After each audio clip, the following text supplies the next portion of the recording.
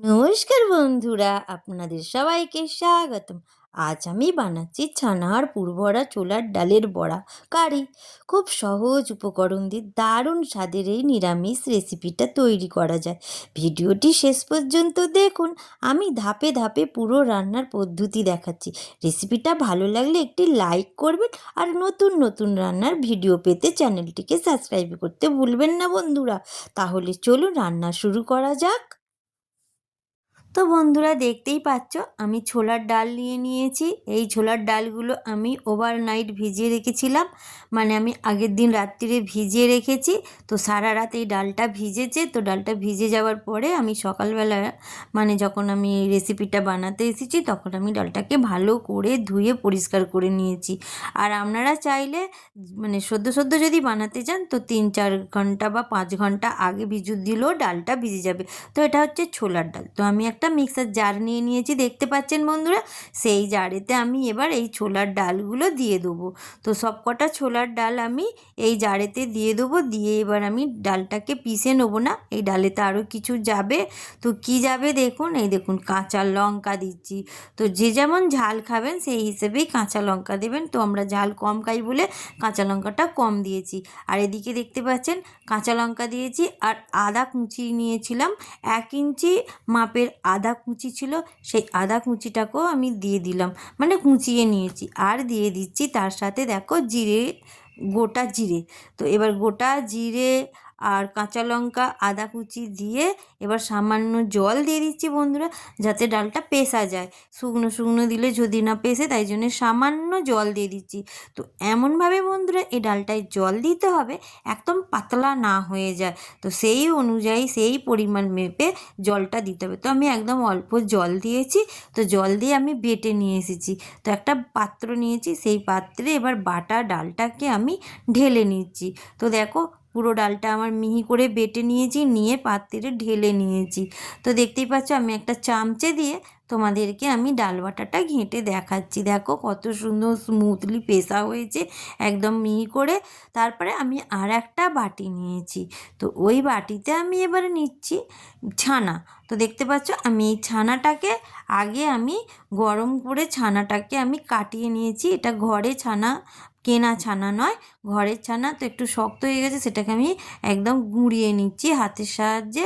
ভালোভাবে এটাকে একদম গুঁড়িয়ে নিচ্ছি। তো দেখো আমি ছানাটাকে হাতের সাহায্যে গুঁড়িয়ে নিচ্ছি। ছানাটাতে আমি দেখুন কাঁচা লঙ্কা কুচি দিয়ে দিয়েছি, আর দিচ্ছি গরম মশলার গুঁড়ো। তো বন্ধুরা দেখো আমি গরম মশলার গুঁড়োও দিয়ে দিলাম। দেবার পর আমি দিচ্ছি এতে ভাজা জিরের গুঁড়ো। তো ভাজা জিরে গুঁড়োটা হচ্ছে গোটা জিরেকে ঘরে ভেজে গুঁড়িয়ে নিয়েছি। তারপর দিচ্ছি স্বাদ অনুযায়ী নুন। এবার সব মশলা দিয়ে আমি ছানাটাকে এবার মেখে নিচ্ছি। ভাজা জিরে গুঁড়ো, গরম মশলা, কাঁচা লঙ্কা, নুন দিয়ে আমি ছানাটাকে এবার মেখে নিচ্ছি। তো ছানাটা আমার ঝুরঝুরে ভাব লাগছিলো বলে সামান্য জল দিলাম। সামান্য জল দিয়ে আবার আমি ছানাটাকে মেখে নিচ্ছি। দেখো ভালো করে চটকে মেখে নিচ্ছি। মেখে নেবার পর আমি দেখো দেখছি ছানাটা এবার মুটো হবে কি। তো দেখো আমার ছানাটা মুটো হয়ে গেছে। তো আমি এবার দুটো ছানার বল বানিয়ে নিয়ে আপনাদের সাথে দেখালাম। তো এদিকে ডালটা আমি রেস্ট করতে দিয়েছিলাম, তাতে হলুদ গুঁড়ো দিয়ে আমি মিশিয়ে নিলাম ডালটাকে। তো ডালটা আমার হলুদ গুঁড়ো দিয়ে মেশানো হয়ে গেছে। আর দিচ্ছি আমি ছানাতে এদিকে চিনি। তো আগে চিনিটা দিইনি, তো ছানাতে চিনিটা দিয়ে আবারও আমি মেখে নিচ্ছি। দেখো ছানা চিনিটা মাখা হয়ে গেছে। হয়ে যাওয়ার পর আমি একটুখানি টেস্ট করে দেখছি নুন চিনিটা ঠিক আছে কি না।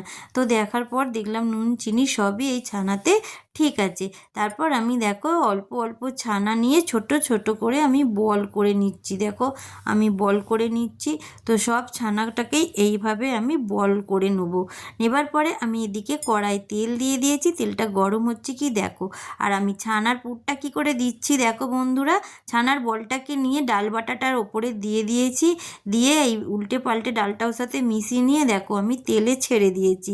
তো প্রতিটা ছানাকে আমি এইভাবেই ডালের সাথে মিশিয়ে নেবো। দেখো মানে ওপরে কোটিং করার মতন করে আমি ডাল বাটাটাতে দিয়ে দিচ্ছি, দিয়ে আর আমি মিশিয়ে নিচ্ছি। মিশিয়ে মানে কোটিং করে নিয়ে তেলের ওপর দিয়ে দিলাম। তো অল্প অল্প করে দিয়ে ভাজবেন বন্ধুরা, কেননা গায়ে গায়ে লেগে গেলে ছানার বল মানে বড়াগুলো ভেঙে যেতে পারে। তো আমি সব মানে গা ছাড়া ছাড়া করেই দিয়েছিলাম কড়াতে। দেখো আমার ছানার বলগুলোর এক পিঠ হয়ে গেছে আর এক পিঠ আমি উল্টে দিচ্ছি। তো এইভাবে আমি প্রতিটা ছানার বড়াকে ভেজে নেবো। ছানার বড়াগুলো দেখো আমি উল্টে পাল্টে লাল করে ভেজে নিয়েছি। একদম কি সুন্দর লাল পকোড়ার মতন লাগছে, খুব সুন্দর। তো ছানার বড়াগুলো ভাজা হয়ে গেছে, আমি এবার কড়াতে তুলে নিচ্ছি। আর যে বাকি তেলটা ছিল তাতে বাকি যে ছানার বলগুলো ছিল সেগুলো এবার আমি দিয়ে এতে ভেজে নেব। বাকি যে লাস্ট বড়াগুলো দিলাম সেই বড়াগুলো ভাজা হয়ে গেছে, আমি এবার তুলে নিচ্ছি। নেবার পরে একটা বাটি নিয়েছি, সেই বাটিতে নিয়েছি হলুদ গুঁড়ো, ধনে গুঁড়ো, জিরে গুঁড়ো আর নিয়েছি লাল লঙ্কার গুঁড়ো, মানে ঝালওয়ালা লঙ্কার গুঁড়ো। তো আমি সব 1.5 চামচ করে নিয়েছি। আর এই যে কাশ্মীরি লঙ্কার গুঁড়ো নিচ্ছি।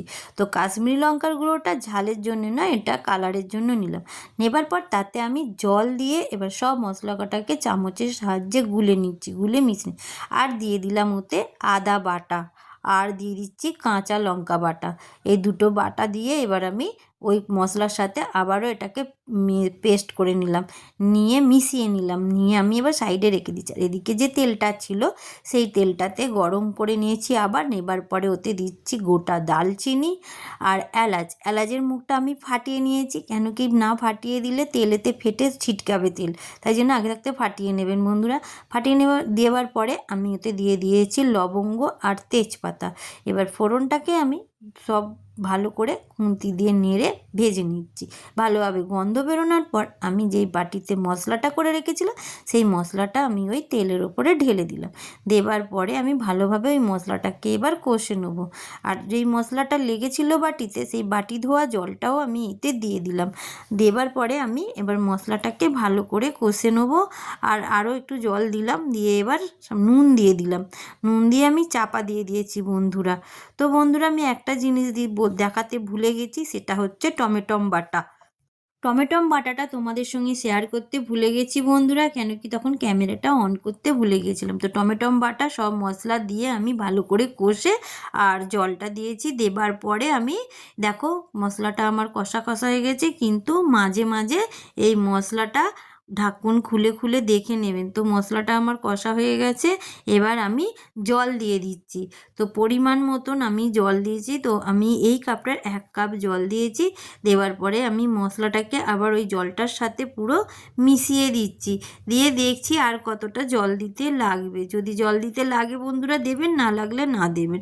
তো আমার জল দিতে লেগেছে বলে আমি আবারও জল দিলাম। আর এই দেখো ওটাকে আমি ফুটতে দিয়েছি, ততক্ষণ তোমাদেরকে আমি একটা বড়া ভেঙে দেখাই। এই যে বড়াগুলো ভেজে রেখেছিলাম সেই বড়ার ভেতরে দেখতে পাচ্ছ ছানার পুর দেওয়া আছে।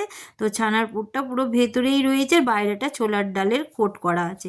তো এই দিকে আমি আবার ঝোলটার দিকে চলে এসেছি। ঝোলটা আমার টকবক করে ফুটছে বন্ধুরা। তো আমি খুন্তি দিয়ে আবার নেড়ে দিলাম। তো যতক্ষণ এই ঝোলটা ফুটবে না তার আগে কিন্তু বড়াগুলো দেবেন না, ঝোল ফুটলে তবেই বড়াগুলো দেবেন।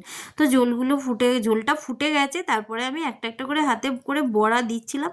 তো দিতে দিতে আমি সব বড়া বাটি ধরেই ওইতে ঢেলে দিয়েছি। তো বড়াগুলো এবার ঝোলের মধ্যে আমি দিয়ে দিয়েছি, দিয়ে খুন্তির সাহায্যে ঝোলেতে ডুবিয়ে দিচ্ছি বা নেড়ে দিচ্ছি। তো ভালোভাবে নেড়ে দিচ্ছি বন্ধুরা, কিন্তু একদম হালকা হাতে নাড়বেন বন্ধুরা, বেশি জোরে জোরে নাড়লে কিন্তু বড়া ভেঙে যেতে পারে। তো হালকা হাতে খুন্তির সাহায্যে বড়াগুলোকে নেড়ে দিয়ে চাপা দিয়ে দেবেন আর গ্যাসটাকে কমিয়ে দেবেন। দেখো বন্ধুরা আমি বড়াগুলোকে হালকা হাতে নেড়ে চাপা দিয়ে দিয়েছিলাম, আবার চাপাটা খুলে নিয়েছি, নিয়ে আবার হালকা হাতে ঘেঁটে দিচ্ছি বড়ার ভেতরে যাতে জুসটা ঢোকে। আর খুন্তি দিয়ে আমি একটু দেখে নিচ্ছি বড়াটা একটু নরম হয়েছে কি না। তো খুন্তি দিয়ে দেখার পর দেখলাম সেরম নরম হয়নি, তাই জন্যে আমি আবার ঢাকন চাপা দিয়ে দিলাম 5 মিনিটের জন্য। তো 5 মিনিট পর আমি চলে এসেছি, এসে দেখো আমার ঝোলও ফুটছে, বড়াগুলোও নরম হয়ে গেছে। তো আমি আর মানে ফোটাবো না এর চেয়ে বেশি, কেন কি একটু ঝুস ঝুস রাখতে হবে। তো বড়াগুলো নাহলে টেনে নেবে আর গ্রেভিটা পুরো শুকনো হয়ে যাবে। তো বন্ধুরা তোমরা যদি গ্রেভি শুকনো খেতে চাও তাহলে একটু ফুটিয়ে নিতে পারো, আর যদি একটু গ্রেভি গ্রেভি খেতে চাও তো এই পর্যায়ে নামিয়ে নেবে বন্ধুরা। তো ছানার পুর ভরা ছোলার ডালের কারি আমার রেডি হয়ে গেছে।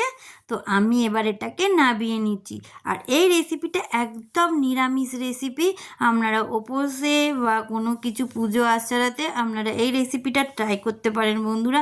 তো বন্ধুরা চলো টাটা, বাই বাই। আর আমার রেসিপিটা কেমন লাগলো একটু কমেন্ট করে বলবে বন্ধুরা। আর আমার নতুন বন্ধু, পুরনো বন্ধু, তোমাদের সবাইকে আমার অনেক অনেক ভালোবাসা। আর তোমাদের কমেন্টের আশায় আমি থাকবো। তোমাদের কমেন্ট পেলে আমার উৎসাহ বাড়বে, আমি আবার নতুন নতুন রেসিপি নিয়ে আসবো। তো চলো টাটা, বাই বাই।